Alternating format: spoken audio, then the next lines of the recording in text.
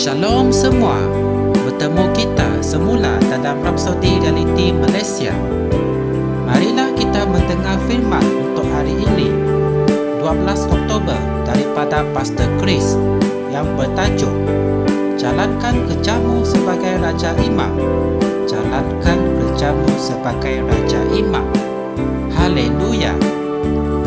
Ayat pembukaan kita adalah dari kitab Yesaya 60 ayat 18 yang berkata, keganasan tidak akan terdengar lagi di negerimu, atau keruntuhan atau kebinasaan di wilayahmu, tetapi engkau akan menyebut tembok-tembokmu keselamatan dan pintu-pintu gerbangmu pujian.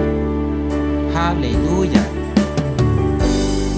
Hal-hal kejahatan dan penipuan yang berturut-turut berlaku di mana hal-hal tersebut didalangi oleh syaitan dan konco-konconya di seluruh dunia pada hari ini merupakan sesuatu yang hanya dapat dimusnahkan oleh Gereja Yesus Kristus.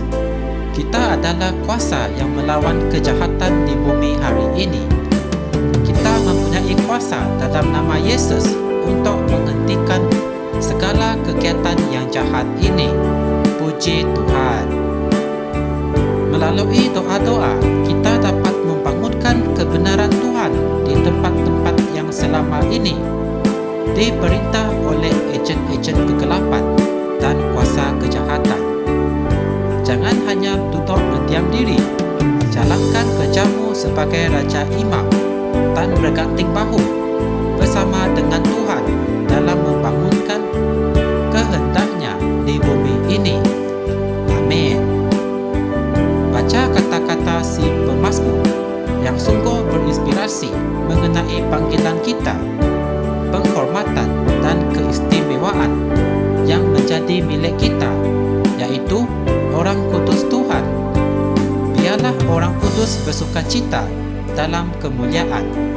Biarlah pujian pengagungan Allah ada di mulut mereka, dan pedang bermata dua ada di tangan mereka, untuk melakukan pembalasan terhadap orang kafir dan hukuman ke atas segala bangsa, untuk membelenggu raja-raja mereka dengan rantai dan para pemimpin mereka dengan rantai besi, untuk melaksanakan hukuman yang tertulis kepada mereka.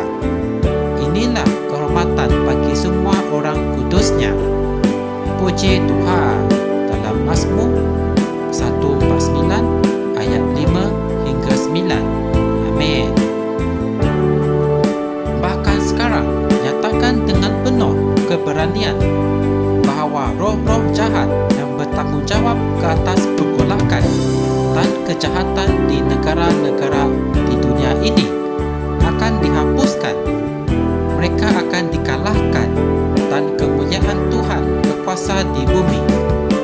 Luangkan waktu sejenak untuk berdoa dengan bersungguh-sungguh dalam roh, dengan mengisytiharkan bahawa semua orang yang menghasut atau yang mempromosikan agenda antikristus pada zaman kita, kebodohan mereka akan dinyatakan dan segala perbuatan jahat mereka akan didedahkan dan digagalkan. Haleluya.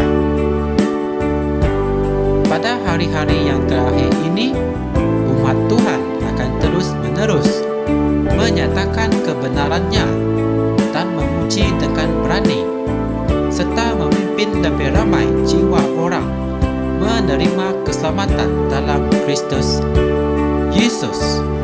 Amin. Marilah mengucapkan doa ini bersama saya. Ya Bapa, aku menjalankan kerjaku sebagai Raja Imam untuk melaksanakan perubahan di seluruh dunia. Aku menghentikan segala usaha dan pergerakan syaitan dan mengisytiharkan bahawa cahaya Injil bersinar dengan penuh kemuliaan di dunia ini. Dan ramai orang yang selama ini telah berjalan di laluan kebinasaan akan berpaling berpaling dari kegelapan kepada terang dan mendapat bahagian dalam rahmat, kasih dan kebenaran Tuhan. Dalam nama Yesus, amin. Untuk renungan tambahan, bolehlah merujuk dalam kitab Wahyu 1 ayat 6, 1 Timotius 2 ayat 1 hingga 3, Mazmur 37 ayat 1 hingga 2. Secara ringkasnya, kita hendaklah menjalankan kerja imam kita supaya kita boleh mendirikan kebenaran yang benar dan menghapuskan kuasa roh yang jahat dari dunia ini. Puji Tuhan. Untuk mengetahui lebih lanjut firman ini, sila tekan like dan subscribe Rhapsody Reality Malaysia. Semoga kita berjumpa semula dalam segmen yang seterusnya. Semoga Tuhan memberkati anda semua. Amin.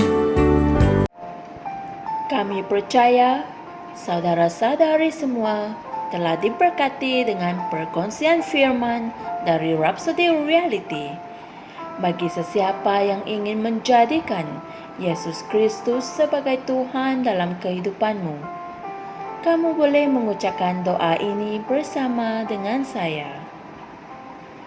Ya Tuhan Allah, aku mempercayai Yesus Kristus, Anak Allah yang hidup dengan sepenuh hatiku. Aku percaya Dia telah mati untukku dan Allah telah membangkitkan Dia dari kematian. Aku percaya Dia hidup hari ini.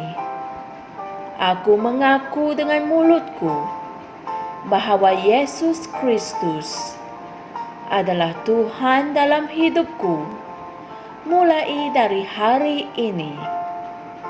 Melalui Dia dan di dalam nama-Nya, aku mempunyai kehidupan yang kekal. Aku telah dilahirkan semula. Terima kasih Allah kerana menyelamatkan jiwaku. Aku sekarang adalah anak Allah. Haleluya. Tahniah, sekarang kamu telah menjadi anak Allah.